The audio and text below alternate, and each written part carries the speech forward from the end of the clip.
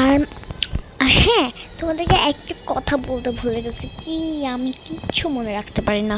হচ্ছে 5 বেলা নামাজ পড়ে আমার আম্মু।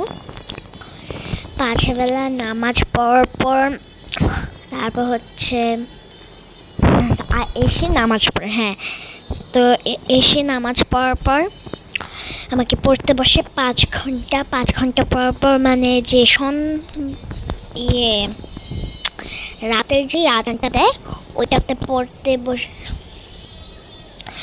ওইটাতে নামাজ পড়তে বসে যায়। তারপর হচ্ছে আবার আমাকে পড়ানোর পর 5 ঘন্টা হওয়ার পর পড়ানোর পর উঠার পর কোরআন শরীফ পড়ে।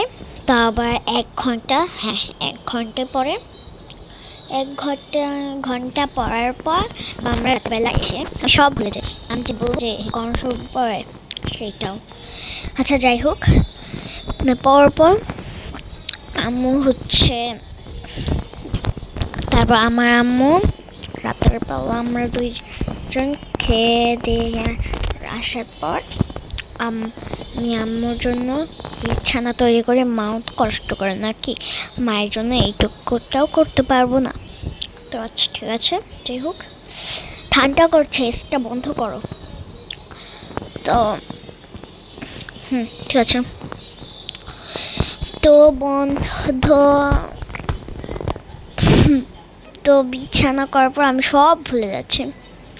বিছানা করার পর আমি হচ্ছে কি ভাই, আমি সব ভুলে যাচ্ছি আর সত্যি। তো তারপর হচ্ছে আমি ঘুমিয়ে পড়ি। মা বলে যে তুই ঘুমা, আমি তোকে ঘুম পাড়িয়ে দিচ্ছি। আমি বলি না না, আমি এখন আর ছোট নয়, আমি ঘুমোতে পারবো। তবে আমি ঘুমিয়ে পড়ি।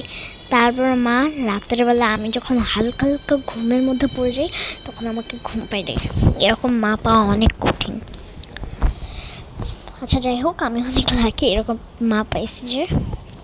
তো আবার সকালবেলা উঠে আবার প্রতিদিনের মতো এইরকমই করি।